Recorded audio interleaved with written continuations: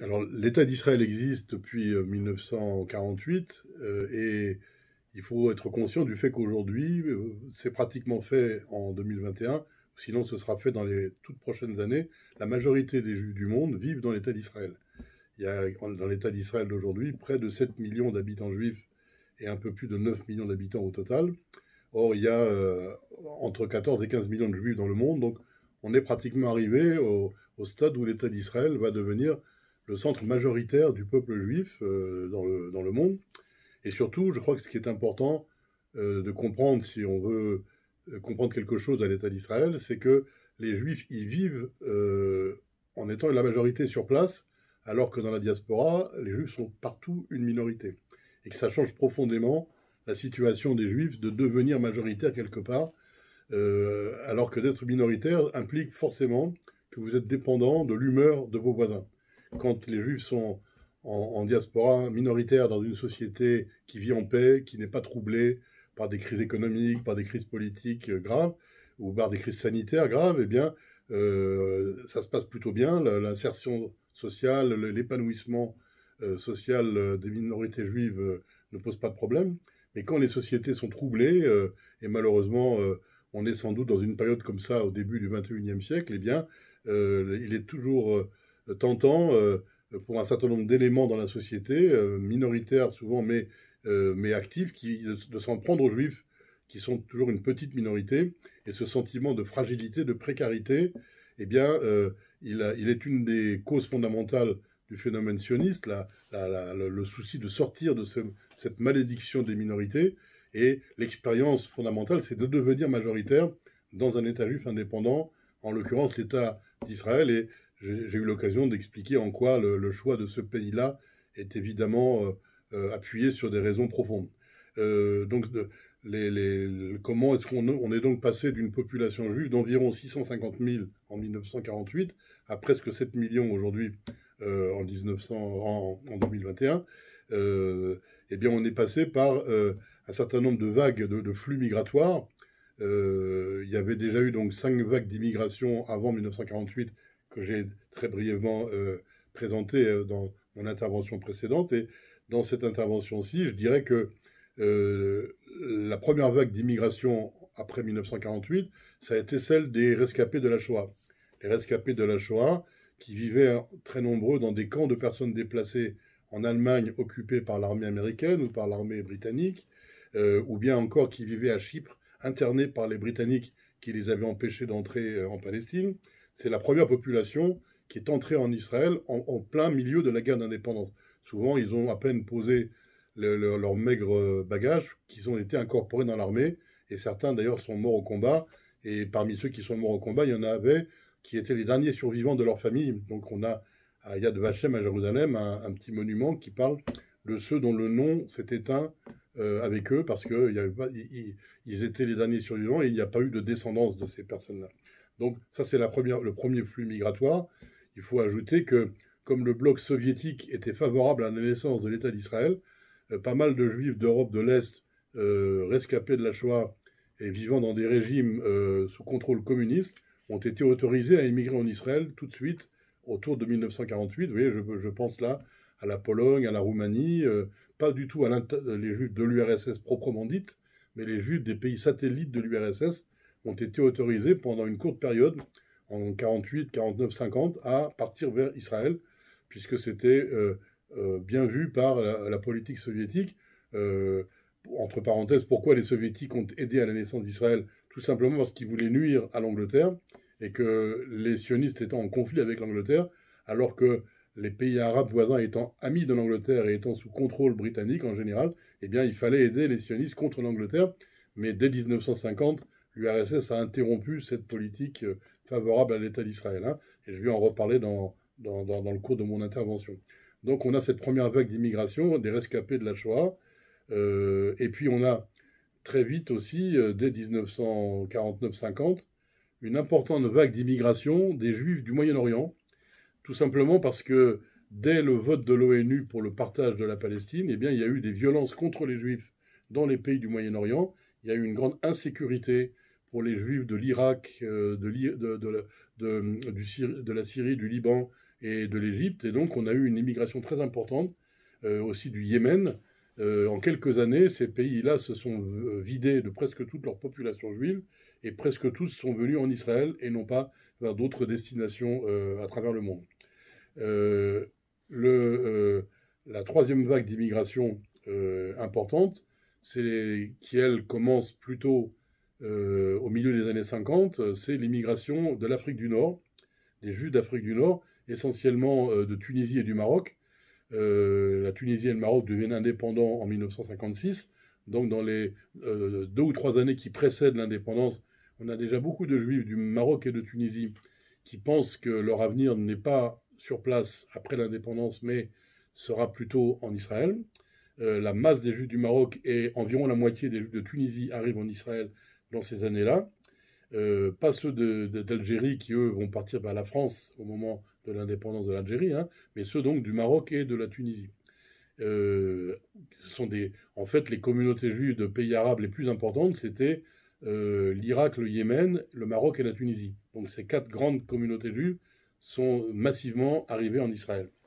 Et puis, la grande vague suivante qui commence, elle, alors, au début des années 1970, c'est l'immigration des Juifs de l'URSS. J'essaierai, vous voyez, pour chacune de ces vagues d'immigration, d'en dire un peu plus, de les analyser en détail, parce que finalement, c'est ça qui est la fabrique de la société israélienne d'aujourd'hui. C'est comment est-ce que sont arrivés ces gens et comment ils se sont intégrés et comment les générations suivantes ont perçu le parcours de ceux qui sont arrivés comme immigrants. Donc on a l'immigration des Juifs de l'URSS qui commence au début des années 70 avec différentes vicissitudes que je vais analyser. Et la dernière vague d'immigration importante, c'est l'immigration des Juifs d'Éthiopie qui s'est faite en 2 temps, dans les années 80 et dans les années 90. Donc là, on a les principales vagues sur le plan numérique.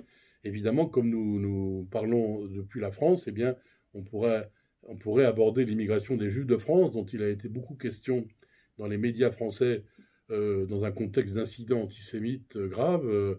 Dans les années 2000 et surtout les années 2010, il y a eu une immigration de France, mais sur le plan numérique, elle n'est pas quand même du niveau des vagues que je viens d'énumérer. Alors, il y a beaucoup de choses à dire sur ces immigrants juifs dans l'État d'Israël, mais je vais peut-être commencer dans mon tableau de la réalité israélienne, tableau impressionniste, hein, vous comprendrez, par dire un mot, et un peu plus qu'un mot, des minorités non juives dans l'État d'Israël. Puisque dans la déclaration d'indépendance de l'État d'Israël, il est prévu que les citoyens arabes pourront prendre leur place à égalité avec les citoyens juifs dans l'État. Et donc, dès les premières élections qui ont eu lieu en Israël, on a eu des députés arabes au Parlement, à la Knesset, et une génération plus tard, dans les années 70, on a commencé à avoir quelques vice-ministres arabes. En France, on dirait des secrétaires d'État. Et on a eu 1 ou 2 fois des ministres à part entière arabes. Donc, c'est pas beaucoup, mais il y a eu présence d'un certain nombre d'Arabes dans le gouvernement. Et il y a eu une présence, alors, régulière dans tous les parlements successifs de l'État d'Israël. Il y a eu des députés arabes. Et c'est un vaste sujet en soi d'analyser le parcours des minorités dans l'État d'Israël, les minorités non juives. Mais je dirais d'abord qu'il y a des petites minorités qui ne sont pas arabes et qui sont très intéressantes sur le plan sociologique, même si elles sont peu nombreuses. On a les Samaritains qui sont là depuis l'époque biblique. On a des Circassiens venus du Caucase qui sont musulmans mais qui ne sont pas arabes. On a des Bahaïs qui sont, comme vous le savez sans doute, une religion universelle de la paix, de la tolérance, qui ont leur temple principal à Haïfa et à Saint-Jean d'Acre dans le nord d'Israël.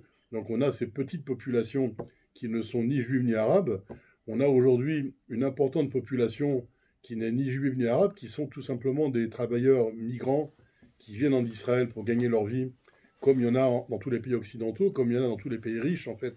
Israël ayant atteint un niveau de développement économique assez avancé, en même temps, comme Israël a cessé d'employer la main-d'œuvre palestinienne dans certaines branches de l'économie, eh bien, on a maintenant des migrants venus du monde entier, venus d'Asie, venus d'Afrique, d'Amérique latine et même de certains pays d'Europe pour travailler en Israël. Certains y vivent depuis longtemps et on a maintenant des enfants nés en Israël qui ne sont ni juifs ni arabes, et souvent d'ailleurs ils sont chrétiens, certains sont même musulmans, et finalement la première langue qu'ils ont apprise c'est l'hébreu, puisqu'ils ont grandi en Israël et ils sont allés dans des écoles israéliennes. Hein. C'est une réalité nouvelle, très intéressante, que l'hébreu n'est plus une langue exclusivement juive, cette langue est parlée par des enfants qui sont nés là et qui ont des peaux de toutes les couleurs et des bagages culturels extrêmement divers.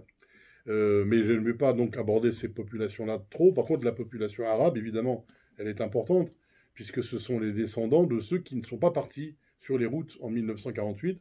Soit on ne les a pas expulsés, soit eux-mêmes, ils n'ont pas fait le choix de partir, puisque j'ai essayé d'expliquer que les départs de 48 étaient en partie forcés et en partie volontaires. Et ces Arabes sont dans leur grande majorité musulmans sunnites. Il n'y a pas de musulmans chiites en Israël, mais la grande majorité sont des musulmans sunnites. Et puis on a des Arabes chrétiens avec une grande diversité d'églises. La principale église, ce sont les Grecs orthodoxes, qui sont les plus nombreux, avec d'ailleurs un lien étonnant avec la Grèce. Mais on a aussi, toutes les églises sont représentées sur le sol israélien, bien sûr des catholiques romains, et puis des protestants, etc. etc. Il faut bien dire que la population arabe chrétienne d'Israël stagne sur le plan numérique, alors que toutes les autres populations du pays augmentent. Cette population-là stagne parce que les relations sont mauvaises entre les Arabes chrétiens et leurs voisins arabes musulmans. Et donc il y a un phénomène d'émigration vers le monde occidental, en fait, vers l'Amérique du Sud, l'Amérique du Nord, l'Europe, de beaucoup d'Arabes chrétiens. Il y a donc cette stagnation, elle traduit en fait une sorte de déclin des communautés arabes chrétiennes, alors qu'à côté de ça, on a une autre minorité qui, elle, au lieu de décroître, augmente régulièrement. Ce sont les Druzes qui sont culturellement des Arabes, mais qui ont leur propre religion originale, dissidente de l'islam. Et les Druzes, eux, ils augmentent régulièrement. Donc aujourd'hui, ils sont plus nombreux que les Arabes chrétiens, alors qu'ils étaient beaucoup moins nombreux historiquement. Vous voyez, il y a un siècle de ça, les Arabes des villes en Israël étaient surtout les chrétiens. Et aujourd'hui, les Arabes des villes sont des musulmans dans leur masse, y compris à Nazareth d'ailleurs, qui est devenue une ville à majorité musulmane, alors qu'elle était évidemment une ville à majorité arabe chrétienne. Mais ce qui m'intéresse là, c'est de montrer en fait la difficulté identitaire de ces Arabes qui sont tiraillés entre leur solidarité avec les Palestiniens vivant dans les territoires de Cisjordanie et de Gaza, ou vivant hors de ces territoires, c'est-à-dire, soyons précis, essentiellement en Jordanie et secondairement en Liban, en Syrie et en Égypte. Et relativement rares sont les Palestiniens qui vivent ailleurs, c'est-à-dire qui vivent loin des pays frontaliers de l'État d'Israël. Hein. En tout cas, les Arabes citoyens israéliens se sentent solidaires des Palestiniens vivant hors du pays. En même temps, ils ont fait le choix de vie de vivre là, et ils ont des intérêts économiques évidents qui les amènent à chercher une insertion professionnelle la plus prospère possible dans la société israélienne. Et c'est très compliqué pour eux de jongler avec ces contradictions-là. Le premier arabe qui a été membre d'un gouvernement israélien s'appelait Abdelaziz Zouabi, et il disait mon pays est en guerre contre mon peuple. Et c'était très intéressant, il reconnaissait l'État d'Israël comme étant son pays, il était membre du gouvernement, et son peuple, c'était bien le peuple palestinien. Et à l'époque, il appartenait à ces Arabes israéliens qui, de manière très sophistiquée, revendiquaient pleinement l'intégration en Israël, tout en affichant clairement la revendication d'un État palestinien indépendant, mais à côté d'Israël et non pas à la place d'Israël. Et ça demandait beaucoup de doigté, mais il le faisait avec beaucoup de finesse. Et il y a une lignée comme ça de dirigeants arabes israéliens qui ont su maintenir cet équilibre identitaire, mais je dois dire que malheureusement aujourd'hui, cet équilibre identitaire est assez menacé, est assez fragilisé. Hein. Alors d'un côté, on pourrait dire que les bonnes nouvelles, c'est les progrès de l'insertion professionnelle des Arabes israéliens. En fait, la voie la mieux tracée pour l'insertion professionnelle, c'est de faire des bonnes études universitaires. Et il faut savoir qu'en Israël, la population arabe a le droit de scolariser ses enfants jusqu'au baccalauréat en arabe, dans leur propre langue. Et après le baccalauréat, ils doivent s'inscrire dans des universités israéliennes où on enseigne en hébreu. Donc en général, ils ont déjà bien appris l'hébreu, évidemment, auparavant, mais ça devient la langue des études. Et il faut pour eux jongler avec ces deux langues dans leur conscience, c'est un petit peu compliqué, mais finalement, quand un arabe israélien veut réussir professionnellement, il va à l'université. Alors il économise les 3 ans de service militaire que doivent faire les étudiants juifs, puisque les citoyens arabes d'Israël sont dispensés du service militaire. Et c'est le moment de dire que une minorité parmi les Arabes israéliens demande volontairement à faire le service militaire. Il s'agit là des Bédouins, et Bédouins qui sont des Arabes musulmans, mais qui forment une communauté un peu à part parmi les Arabes. Ils sont différents des Arabes des villes, même si certains d'entre eux ont été sédentarisés.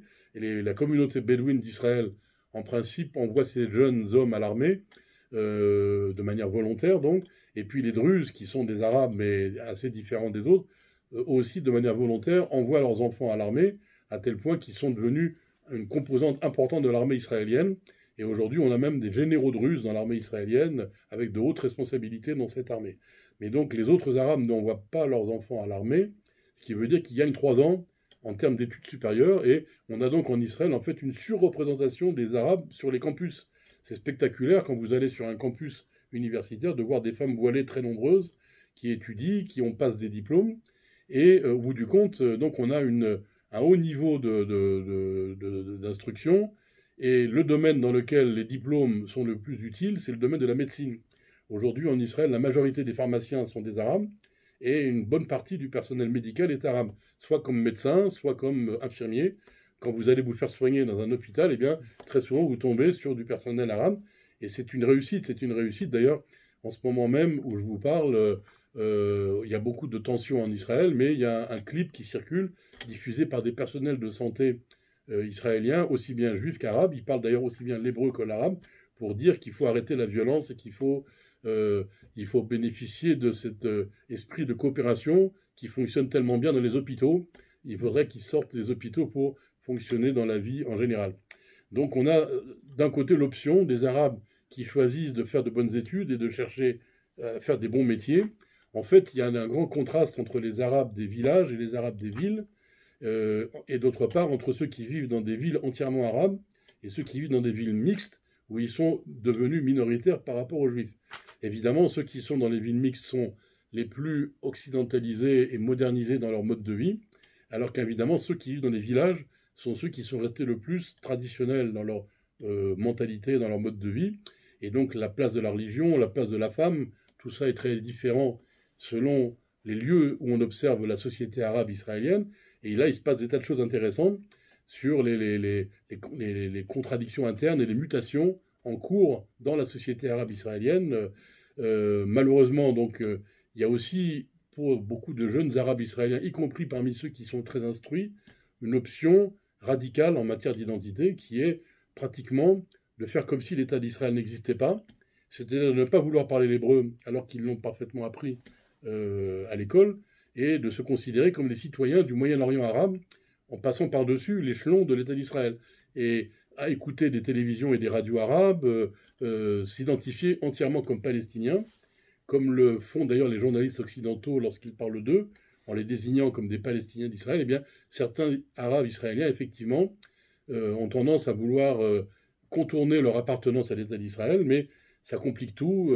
Alors, dans leur rapport avec l'État et avec la majorité juive de l'État, jusqu'à présent, il y a eu très peu de cas de violence d'Arabes israéliens à l'intérieur même de l'État d'Israël.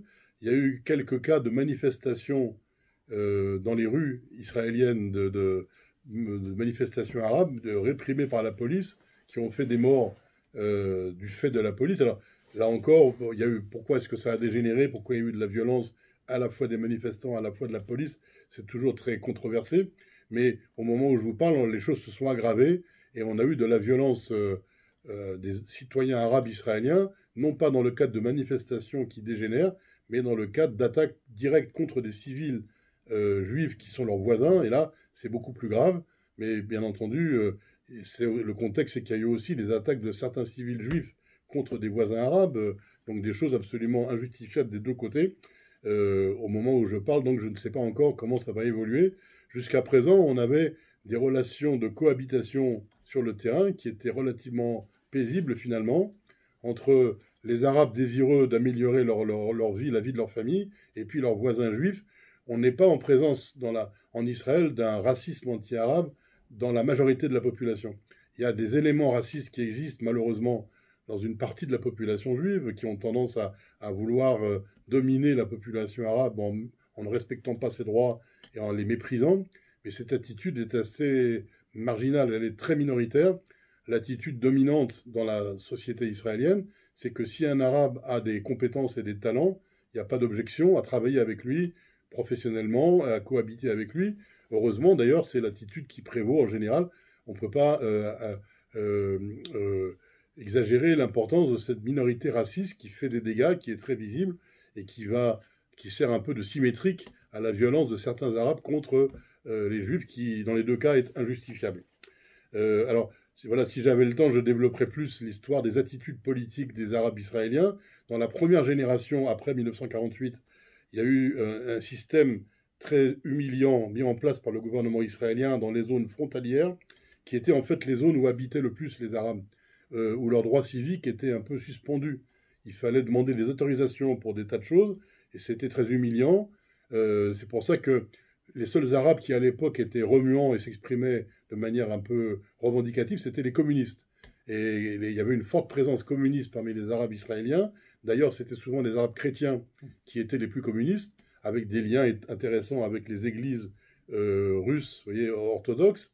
En tout cas, les Arabes communistes revendiquaient l'égalité des droits effectifs, alors que les notables arabes étaient très timides vis-à-vis du gouvernement pendant la première génération. Dans la deuxième génération, après 1948, les communistes sont devenus majoritaires, c'est intéressant, parmi les Arabes israéliens. Ils ont conquis la mairie de Nazareth, ils ont conquis la majorité des députés arabes au Parlement, à la Knesset, et jusqu'à aujourd'hui, on doit dire que les communistes arabes sont les plus constructifs parmi les Arabes israéliens, ceux qui n'ont pas de problème dans la relation sociale avec les Juifs. Ils préconisent une attitude de cohabitation paisible entre toutes les populations. D'ailleurs, ils se réclament d'une certaine forme de laïcité qui englobe à la fois les Arabes chrétiens et les Arabes musulmans. C'est pas par hasard que les Arabes chrétiens ont intérêt à ce qu'une certaine laïcité permette justement la cohabitation paisible de tout le monde. Et puis maintenant, vous avez dans la société arabe israélienne des courants nationalistes et des courants islamistes, des courants nationalistes avec des différents degrés de radicalité, des courants islamistes qui eux-mêmes peuvent être modérés ou pas modérés du tout.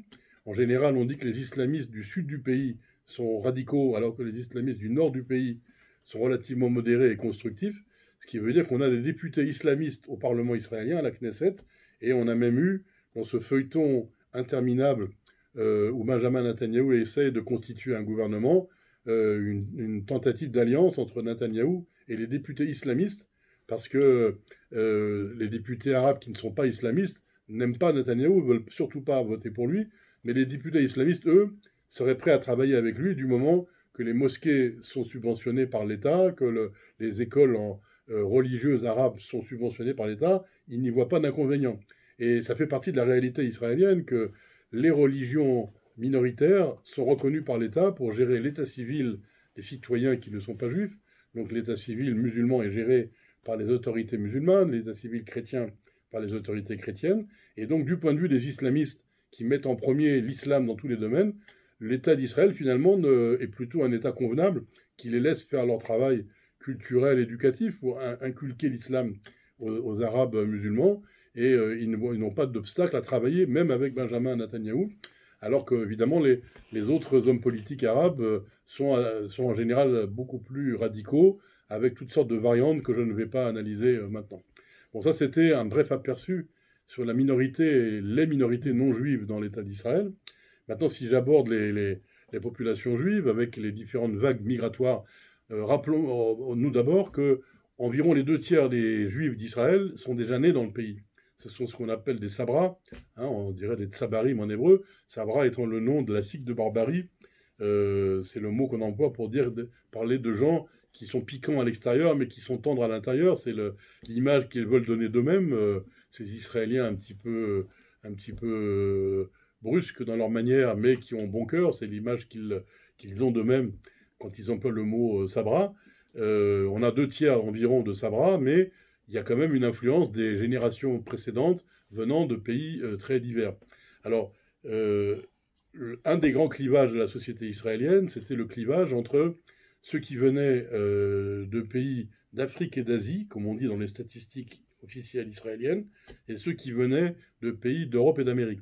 Ce qui est une manière un petit peu élégante de parler des juifs orientaux ou séfarades venant essentiellement d'Afrique et d'Asie, et puis des juifs ashkénazes occidentaux venant essentiellement d'Europe et d'Amérique. Bon, c'est un peu une simplification, parce que tous les pays ne rentrent pas exactement dans ces catégories, mais quand on regarde de près, donc à la fois sur le terrain et dans les documents et les statistiques, on constate qu'il y a une progression économique inégale, que les Juifs venus des pays d'Afrique et d'Asie se sont fait une place économique dans l'économie israélienne très inférieure à ceux venus d'Europe et d'Amérique. Et c'est vrai non seulement à la génération des immigrants, mais c'est vrai dans les générations suivantes. Aujourd'hui, quand on est descendant d'immigrants d'Afrique et d'Asie, on a une probabilité de se trouver plutôt dans les classes populaires qui est très élevée par rapport à ceux dont la famille, à l'origine, venait d'Europe et d'Amérique. Hein. Alors évidemment, c'est une moyenne. Il y a évidemment des gens orientaux dans les classes supérieures et il y a des gens occidentaux dans les classes inférieures, mais en termes de proportion, ce clivage existe dans la société israélienne. Et l'incidence principale de ce clivage-là, on la trouve dans le domaine éducatif. C'est dans le domaine des études supérieures qu'on a le plus d'inégalités. Les enfants issus des familles qui sont en bas de l'échelle économique ont beaucoup de mal à arriver jusqu'à l'université et en particulier à aller loin dans les études supérieures. Et donc après, on ne va pas les retrouver dans les professions, disons, les plus valorisées. C'est là que l'inégalité est la plus palpable. Alors qu'il y a des domaines où l'inégalité est pratiquement corrigée aujourd'hui. Par exemple, dans la vie politique, par la force du bulletin de vote, et ça c'est la force de la démocratie, on a aujourd'hui des hommes politiques d'origine orientale qui sont pratiquement à égalité en numérique et à égalité qualitative par la nature des postes qu'ils occupent avec les hommes politiques d'origine occidentale. C'est vrai aussi dans le domaine artistique. Quand on regarde aujourd'hui les chanteurs, les acteurs, les écrivains, les créateurs dans le domaine de l'art en Israël, vous avez autant de gens dont les familles viennent d'Orient que de gens dont les familles viennent d'Occident. Il y a beaucoup de talents qui ont trouvé à s'exprimer.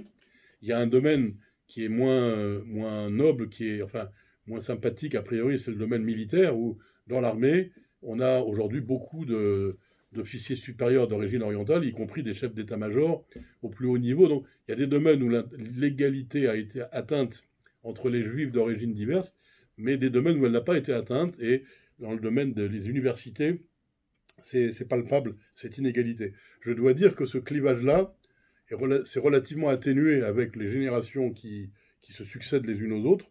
C'est moins criant que lorsque les gens étaient encore près de l'immigration. Dans les années 50-60, c'était très palpable, cette tension liée à l'origine géographique des familles. On a eu un certain nombre d'émeutes, de bagarres assez dures. On parlait à l'époque du second Israël, pour parler de citoyens de seconde zone par rapport aux citoyens de première zone. Hein. Mais aujourd'hui, il y a quand même eu d'abord, c'est en toute logique, un certain nombre de mélanges dans les familles qui ont atténué la difficulté. Et il y a quand même suffisamment de réussite économique, sociale et culturelle du côté des orientaux pour que ce soit une situation moins tendue et moins dramatique qu'elle pouvait l'être il y a encore une ou deux générations. Donc, ça, voilà un aperçu sur les Juifs venus d'Orient, à la fois donc le Moyen-Orient et l'Afrique du Nord.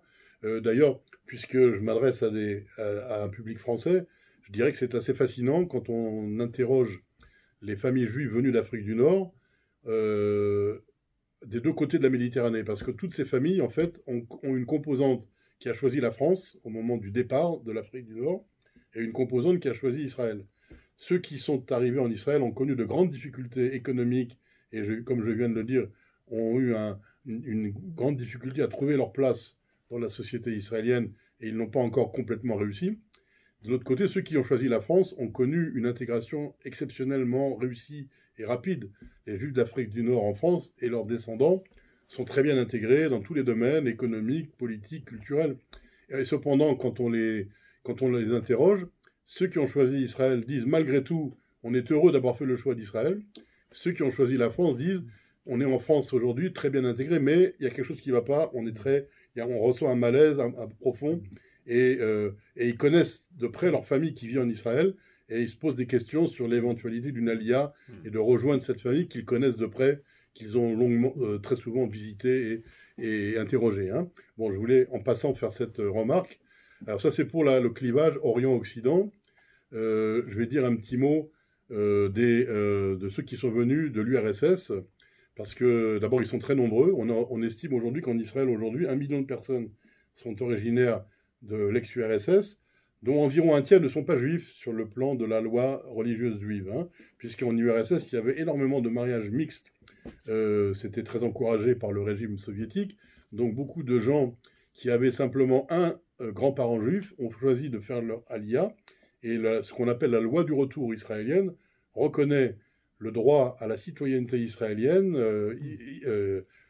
sans avoir à faire de longues démarches à tous ceux qui ont au moins un grand-parent juif. En fait, c'est le critère qui servait à persécuter les juifs en diaspora qui, symétriquement, permet à l'État d'Israël d'accueillir toute personne qui a au moins un grand-parent juif et d'en faire tout de suite un citoyen. C'est ça la loi du retour. Les autres, ceux qui veulent devenir citoyens, qui n'ont pas ce grand-parent juif, eh bien, ils peuvent le demander et ça prend des années, comme dans tout État démocratique, de demander une naturalisation qu'on peut éventuellement obtenir, mais on n'est pas sûr de l'obtenir.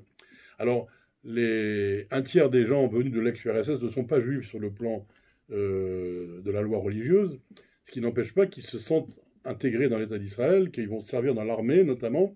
C'est très concret, la citoyenneté, ça implique aussi le service militaire, y compris le fait d'avoir parfois à enterrer des morts qui sont morts sous l'uniforme de l'armée. Et cette population-là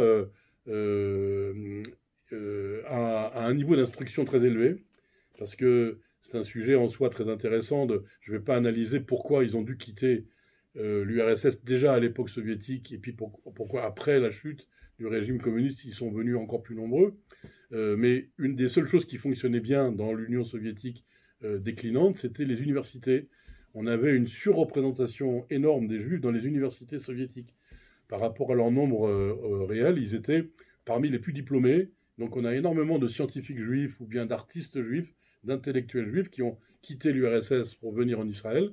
Israël était déjà bien pourvu en diplômés et en intellectuels, mais là, il y a eu une population très instruite. Alors, en fait, beaucoup de gens très instruits sont partis en Amérique parce que les États-Unis ont eu l'intelligence d'aller les recruter pour leurs propres besoins. Mais l'État d'Israël a bénéficié quand même d'une prime.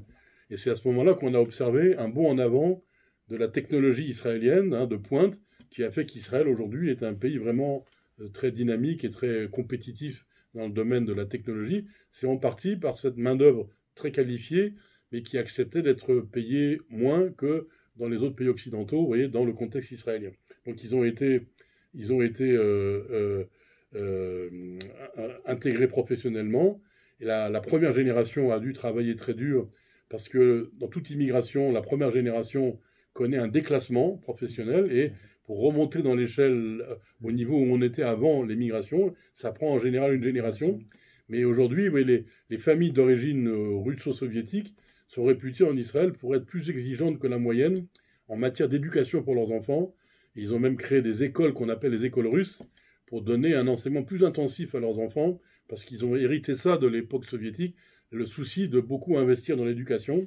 Et je dois dire que le système éducatif israélien ne fait pas assez en matière d'égalité des chances. Et j'ai fait allusion au fait que ceux dont les familles venaient d'Afrique du Nord n'ont pas pu éduquer leurs enfants avec autant de chance qu'avaient ceux qui allaient à l'école publique en France, hein, dans les mêmes familles. Eh bien, les familles d'origine russe ont fait le même constat et se sont dit on va créer nos propres écoles pour que nos enfants aillent le plus loin possible en matière d'éducation. Donc c'est une population qui est très particulière, qui en général est très éloignée de la pratique religieuse juive, parce qu'ils sont passés à travers plusieurs générations de communisme où on leur a désappris la religion. Donc ils sont très, très sensibles à la tutelle exercée par les rabbins orthodoxes en Israël en matière religieuse, et ils aimeraient bien se débarrasser de cette tutelle. Donc sur ce plan-là, ils se situent clairement dans le camp qu'on appelle laïque. En même temps, ils sont aussi très hostiles à tout ce qui ressemble aux idées socialistes. ils font un grand amalgame entre communistes, socialistes, social-démocratie, tout ça, ils s'en méfient. Et donc, ça donne un positionnement politique un peu atypique, à la fois contre les partis qu'on appelle les partis religieux, qui défendent l'influence de la religion juive orthodoxe en Israël, mais en même temps, ils se méfient aussi beaucoup de la gauche laïque. C'est un positionnement un peu décalé dans la vie politique israélienne. Maintenant, je vais dire un petit mot de la population éthiopienne par son origine, et c'est une population très intéressante parce que c'est la meilleure réponse à ceux qui voudraient amalgamer le sionisme avec le racisme, comme ça a été dit dans une formule malheureuse par l'ONU en 1975, formule que l'ONU a dû annuler rétrospectivement dans les années 1990. Hein. Donc, en l'occurrence, l'État d'Israël a accueilli en 2 vagues successives, d'abord dans le milieu des années 80, puis au début des années 90, eh bien, à l'époque, c'était environ 50 000 juifs éthiopiens, qui sont des vrais Éthiopiens, avec la peau bien noire, parce que physiquement, ils sont exactement les mêmes que les autres Éthiopiens. Et aujourd'hui, on pense qu'ils sont au moins 100 000 avec leur descendance en Israël. Les ethnologues nous disent qu'en fait, ce sont des Éthiopiens comme les autres, mais qui, de manière un petit peu mythique, veulent se rattacher aux tribus perdues d'Israël, à la tribu de Dan, qui est réputée par le récit biblique être descendue vers le sud. Ils ont décidé, en fait, au Moyen-Âge, cette population a décidé de se faire juive elle-même et de s'identifier à la tribu de Dan. Et ça a été très compliqué, en fait, en arrivant dans l'État d'Israël, de vivre dans l'État d'Israël avec un bagage culturel extrêmement éloigné du monde occidental le plus moderne. Ils venaient des montagnes, ils venaient de villages ruraux avec un mode de vie très traditionnel, et l'adaptation à la modernité israélienne a été très compliquée, justement parce que l'État d'Israël ne voulait pas les choquer, voulait respecter leur particularisme culturel, leur disait que c'était très honorable et très noble d'avoir ce patrimoine ancien venu d'Éthiopie. On ne pouvait pas en même temps leur demander de s'adapter au modèle le plus moderne, et en même temps leur dire c'est très bien de rester comme vous êtes. Donc il y a eu un véritable choc culturel, et ce qui est très intéressant quand on regarde les choses de près, c'est de voir que ce sont les hommes qui ont eu le plus de difficultés à s'adapter. Les femmes juives éthiopiennes, en fait, ont très vite appris l'hébreu et ont très vite trouvé à s'intégrer dans l'économie et donc dans la société israélienne. Parce qu'en fait, elles venaient de sociétés où elles étaient traitées de manière très inégale, et elles avaient la chance d'arriver dans une société où elles pourraient devenir les égales des hommes. Donc elles se sont adaptées très vite, mais ce sont les hommes qui ne se sont pas du tout adaptés, et ça a provoqué une vraie crise dans les familles d'origine éthiopienne, crise qui n'est pas résolue jusqu'à aujourd'hui. Donc on a des problèmes de délinquance, des problèmes même de criminalité, on a encore une lenteur de l'intégration scolaire des enfants de familles éthiopiennes qui n'ont pas encore des bons résultats scolaires, et donc ils ne vont pas encore beaucoup à l'université, et donc ils ne sont pas encore beaucoup visibles dans les élites, dans les classes privilégiées de la société israélienne.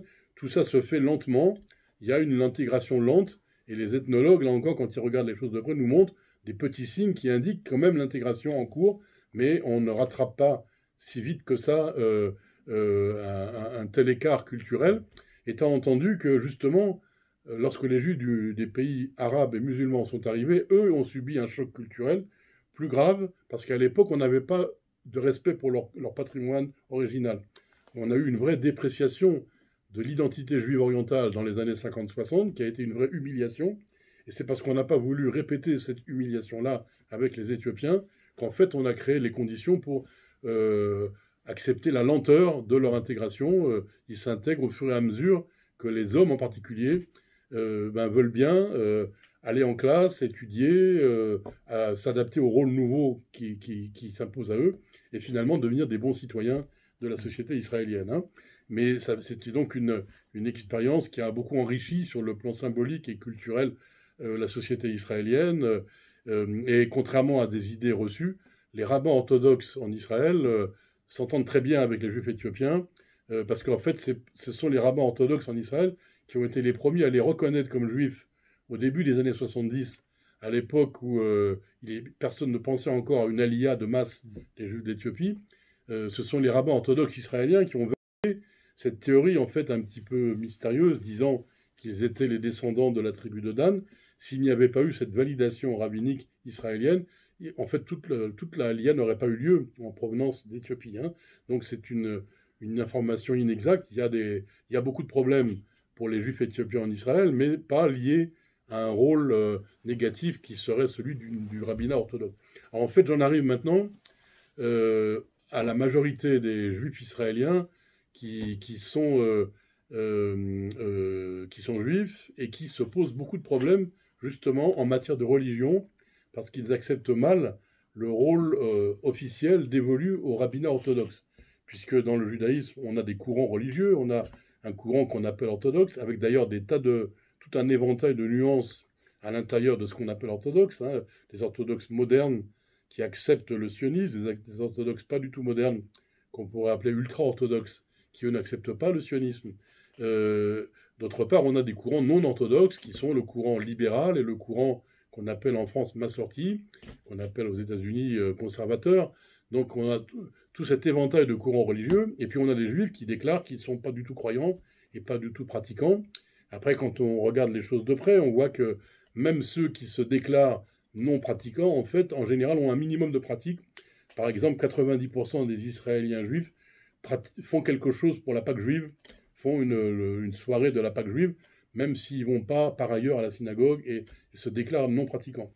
Donc dans cette situation de grande diversité, en fait, de la population juive d'Israël dans son rapport à la religion, il y a ce qu'on appelle juridiquement le statu quo, qui garantit aux rabbins orthodoxes un monopole de la gestion de l'état civil de la population juive, oui, le même monopole qu'on reconnaît aux autorités musulmanes et chrétiennes pour leur propre communauté.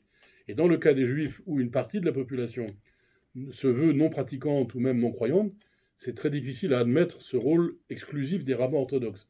D'abord, le fait qu'ils sont non seulement rabbins mais orthodoxes fait qu'ils ne reconnaissent pas l'autorité des autres rabbins qui, eux, ne sont pas orthodoxes. Ça, c'est déjà une complication. Et puis, ça veut dire que quand vous voulez vous marier et quand vous voulez divorcer, vous devez passer par les tribunaux rabbiniques. Alors, en général, ça se passe sans encombre, mais il y a quand même des cas où des femmes juives n'arrivent pas à obtenir de leur mari ce qu'on appelle le get, c'est-à-dire, en fait, la répudiation, puisqu'il faut bien le dire, le droit rabbinique en matière de divorce donne des droits au mari supérieurs aux droits de la femme, et que même si aujourd'hui on essaie de créer des mécanismes compensateurs, il faut que le mari veuille bien répudier sa femme, et donc c'est pas le divorce par consentement mutuel auquel on est habitué maintenant en Occident. Et donc il y a une catégorie de femmes qui sont séparées de leur mari, mais qui n'arrivent pas à divorcer formellement, et ça pose beaucoup de problèmes quand elles veulent se remarier, en particulier quand ce sont des femmes pratiquantes. Parce que si elles ne sont pas pratiquantes, elles vont vivre en concubinage et éventuellement faire des enfants en n'étant pas mariées religieusement, mais ça va poser un problème parce que ces enfants ne pourront pas être inscrits à l'état civil géré par les rabbins orthodoxes en bonne et due forme. Et puis, par contre, une femme qui est juive, qui est pratiquante, tient beaucoup à se remarier religieusement et elle souffre elle-même de l'autorité des rabbins orthodoxes mal exercée. Alors là, je parle de cas extrêmes qui ne sont pas très répandus, mais qui posent problème symboliquement et moralement pour la société israélienne. Ce rôle donc exclusif des rabbins orthodoxes est l'objet de beaucoup de controverses. Et le domaine en particulier où les controverses ont lieu concernant la place de la religion juive, c'est le domaine du service militaire, puisque les étudiants des yeshivot, c'est-à-dire les étudiants des écoles religieuses pour adultes, sont dispensés du service militaire. Et en fait, lorsque l'État d'Israël est né, des accords avaient été conclus entre le gouvernement de David Ben-Gourion et justement les rabbins orthodoxes pour dispenser du service militaire les élèves des écoles rabbiniques, des écoles supérieures, parce qu'à l'époque, ils étaient seulement quelques centaines. Et aujourd'hui, ils sont des dizaines de milliers, et donc ça ne pose pas le même problème. Vous voyez, les citoyens israéliens juifs font eux-mêmes le service militaire, ce qui veut dire que pour une certaine partie d'entre eux, ils risquent leur vie dans des conditions très dures, alors qu'une autre partie de la même génération ne font pas le service militaire. Hein. C'est un sujet brûlant dans la vie quotidienne des Israéliens. Aujourd'hui, l'armée a proposé à ces jeunes de milieux ultra-orthodoxes, hein, on emploie le mot haredi pour dire qu'ils sont des craignants Dieu, eh bien, l'armée leur propose un service militaire adapté, c'est-à-dire non seulement la pratique religieuse complète y est possible, mais ils resteraient entre eux dans des unités spécifiques, Et certains rabbins ultra-orthodoxes ont autorisé leurs jeunes, parce que l'autorité des rabbins est très forte, donc certains des rabbins ultra-orthodoxes ont autorisé leurs jeunes à aller dans l'armée dans ce genre d'unité, mais la majorité des rabbins ultra-orthodoxes ne sont pas d'accord, et certains donc font une obstruction qui peut même être très véhémente au sein même de cette population juive ultra-orthodoxe qui occupe certains quartiers des villes israéliennes, hein, et elle est bien visible parce qu'elle est habillée différemment du reste de la population, et on voit bien le décalage culturel fort qui existe. Quand vous prenez un juif russe qui mange du porc sans difficulté, et quelqu'un qui habite ces quartiers-là, par exemple, de la ville de Bnei Brak, banlieue ultra-orthodoxe de Tel Aviv, on voit bien l'écart culturel très grand qui existe entre ces populations. Et donc, c'est des contradictions difficiles à gérer pour la société israélienne, en particulier parce que ça se traduit politiquement par l'existence de partis politiques sectoriels qui se donnent comme programme de défendre uniquement la population ultra-orthodoxe. Ces partis politiques-là n'ont aucune idée du conflit israélo-arabe. En fait, c'est logique, puisque leurs jeunes ne vont pas à l'armée. Ils ne sont pas mêlés, en fait, au conflit israélo-arabe. Ils n'ont pas de programme et d'analyse à proposer sur le conflit israélo-arabe.